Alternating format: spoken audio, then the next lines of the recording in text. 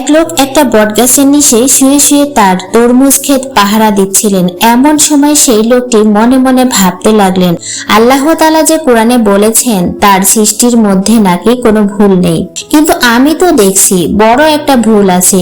এই যে বিশাল বড় বটগাছের ফল কত ছোট, কত চিকুন, আর কত ছোট একটা গাছে কত বড় বড় তরমুজ ধরেছে। এই কথা ভাবতে ভাবতে সে কখন যে ঘুমিয়েছে সে নিজেও জানে না। হঠাৎ একটা বটফল এসে সেই লোকটার নাকের উপরে পড়লো। সেই লোকটা ধরফর করে ঘুম থেকে উঠে দেখে তার নাকে রক্ত বের হচ্ছে। লোকটা তখন বলল, আল্লাহ, আসলেই তো তোমার সৃষ্টির মধ্যে কোনো ভুল নেই। তুমি মহান, তুমি সমস্ত ক্ষমতার ঐশ্বর্যের মালিক। আজকে যদি এই বটগাছের ফল তরমুজের সমান হইতো আর আমার নাকের উপর পড়তো, তাহলে তো বিনা টিকিটে বেহেশতে চলে যেতাম, আমার আর কোনোদিন বাড়ি ফেরা হতো না।